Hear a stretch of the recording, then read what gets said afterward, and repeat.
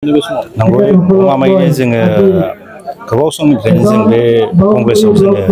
मोजां मोननानै जोंनि गोसोजों जों आवगायबोदोंमोन खिन्थु माखासे जाहोननि थाखाय जे जाहोनखौ जोङो बुंबाबो जों बुंस'नो हालिया ओंखायनो जोङो दिनै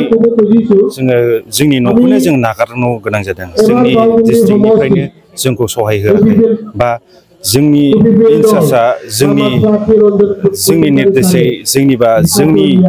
ब्लकनि आन्दारै जों बियो थाबायाखै बा जोंखौ इगनर खालामनानै गोबां जोंखौ दुखु होदों बेनि थाखायनो जोङो दिनै बे दलखौ जों नागारनो गोनां जादों नङाबा जोङो गोख्रोङैनो जोङो एमपि आवबो जों गोबां खामानि मावदों आरो दाबो मावगासिनोमोन खिन्थु जोङो दुखु प्रकास जों नुनायखाय आरो बेफोरखौ जों जाथाय नुनायखाय जोङो दुखु मोननानै जों दिनै इउपिपिएल दलआव हाबनांगौ बायद' जादों नङाबा जोङो बे कंग्रेसखौ जों नागारामोन जोंनि जिबनाव बे जाथाया जाबोनायखाय जों दुखु मोननाय जादों बेनि थाखाय जों नागारनाय जादों जिहेतु नैबे बावखुंग्रि बिजाबाव कंग्रेसनि गोबां मावथिफोर दङ मावथिफ्राबो नोंथांमोनजों लोगोसे निस्सय गोबाङानो आंजों दङ आरो गोबाङानो बुदाबो जोंजों दंखायो बेयाव जोङो आसा खालामो एबार जोङो देरहागोनखौ जों रोखा नुयो आरो बसुमतारिया गेलेगोन बिथांनि जानानै नोंथांमोना माबायदि खामानि मावो जोङो दा समाबो गैलिया जोङो दिनैनिफ्रायनो थिरांथा लाबाय बे बिथां सारनि थाखाय जोङो मावगोन आरो जोङो देरहानायखौ जोङो लादों धनेश्वर गयारि जिहेतु बिथाङा दासिमबो 22 बोसोर जाबाय बिथाङा बिबो जाबाय आरो बिनि उनाव एमसिएलएबो जादोंमोन बिथांनि मावनाया सिगां समाव माबायदि मावदों सानो नोंथाङा बिथाङा सिगाङाव मावाखै नङा मावदों खिन्थु जों जा सार्भे खालामबाय जों गामि गामि हाबबाय जों नुबाय लामाया गोबाङानो दङ जेनाखि रिपेयारिं खालामनांगौ बा गोदान मोननांगौ बेफोर लामाखौ जों नुबाय गैया बेहाय जोंनि कंग्रेस कर्मि बिथांमोनहा जोंनि टीमनिया 64टा जोङो जइन जादों कंग्रेस दोलोनिफ्राय फैनानै बिनि गेजेराव जोङो दिनै मानि खारनाव फैदों होनबा जोंनि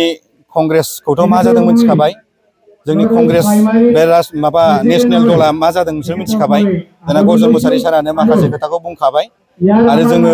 जोंनि ब्लकआवनो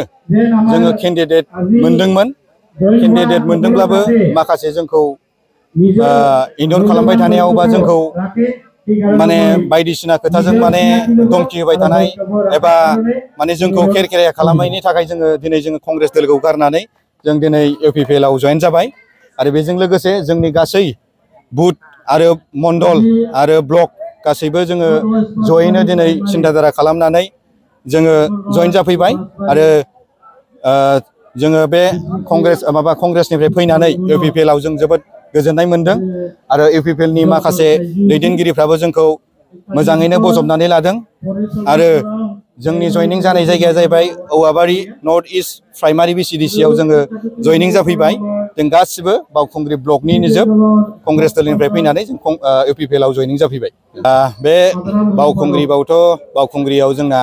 कंग्रेस दोलोआ जोबोद नाजादोंमोन नाथाय कंग्रेसखौ आं नुहुरासै सुनिला जिखिनि बानायदों बेखौथ' जोङो माने ओरैबायदि माने जों ब्लक हिसाबै जोङो ब्लकनि सासे दैदेनगिरि हिसाबै जों गासै जोंनि आखाइजों बानायनाय